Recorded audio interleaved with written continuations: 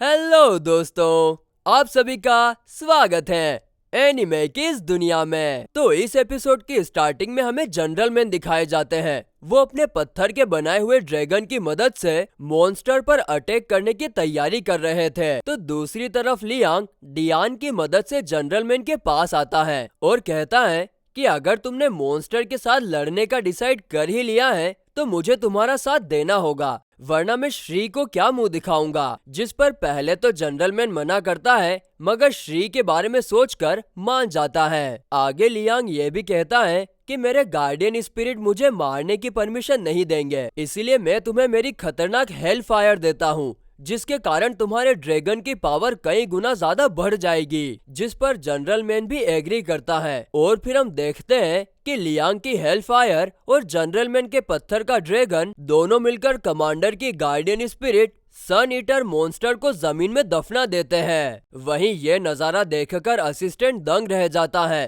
क्योंकि उसने सोचा नहीं था कि लियांग इतना ज्यादा पावरफुल है। वहीं लियांग और जनरल मैन को उनकी अपनी अपनी गार्डियन स्पिरिट ने धमाके से बचा लिया था, यानी कि वे दोनों अभी भी सुरक्षित हैं। वहीं सब कुछ खत्म होने के बाद वॉरियर मिनी के साथ वहां पर आता है और वहां पर हुई तबाही को देखकर मिनी समझ जाती है कि यह सब करने वाला और कोई नहीं बल्कि लियांग है। जिसे सुनकर वॉरियर को काफी ज्यादा गुस्सा आता है कि उसने लियांग को कमजोर समझा।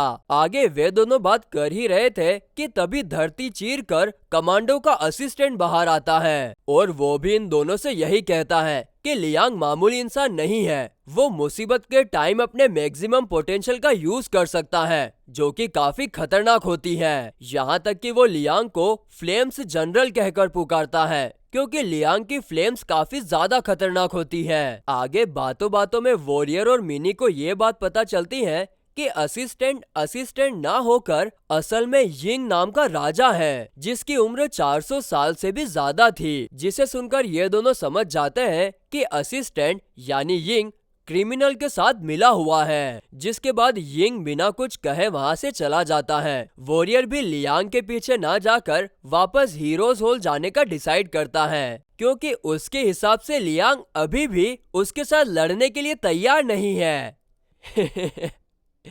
वॉरियर को इतनी ज्यादा तबाही देखने के बाद भी अक्कल नहीं आई हो, साला पिटकर ही मानेगा।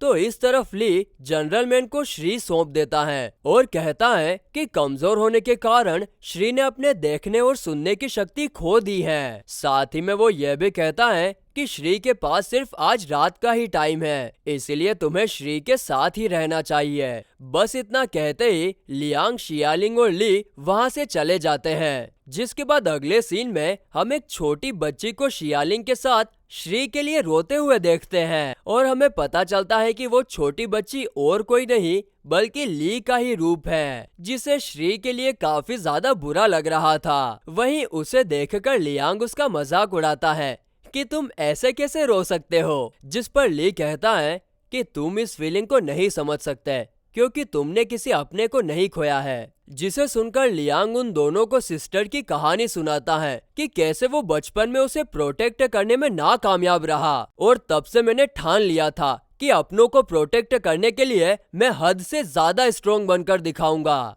जो कि आज वो है। जिसके बाद शियालिंग लियांग से जनरल मैन को अपनी टीम में शामिल करने के लिए कहती है। जिस पर लियांग कहता है कि मैं उससे इसके बारे में कल पूछूंगा, आज रात उसे श्री के साथ शांति से बिताने दो। तो दूसरी तरफ हम जनरल मैन और श्री को बात करते हुए देखते हैं, जिस दौरान वे दोनों काफी ज्यादा इमोशनल हो जाते हैं। जिसके थोड़ी देर बाद श्री धीरे धीरे करके गायब होने लगती हैं, मगर जाने से पहले वो जनरल मैन से प्रॉमिस करवाती हैं कि उसके जाने के बाद जनरल मैन खुशी खुशी अपनी जिंदगी बिताएगा, और जनरल मैन भी उसे ऐसा ही प्रॉमिस करता है। जिसके बाद श्री हमेशा के लिए गायब हो जाती है, जिसके कारण जनरल मैन फूट फूट कर रोता है और उसकी आवाज दूर खड़े होकर लियांग भी सुन रहा था। तो दूसरी तरफ हम वॉरियर को कांस्टेबल के सामने देखते हैं। वॉरियर उन्हें बताता है कि कमांडर ने सन ईटर मॉन्स्टर को रिलीज किया, जिसके कारण स्ट्रीट पर इतनी ज्यादा तबाही हुई। मगर फिर लियांग ने उस मॉन्स्टर को खत्म कर दिया, जिसे सुनकर सारे कांस्टेबल्स हैरान नहीं होते,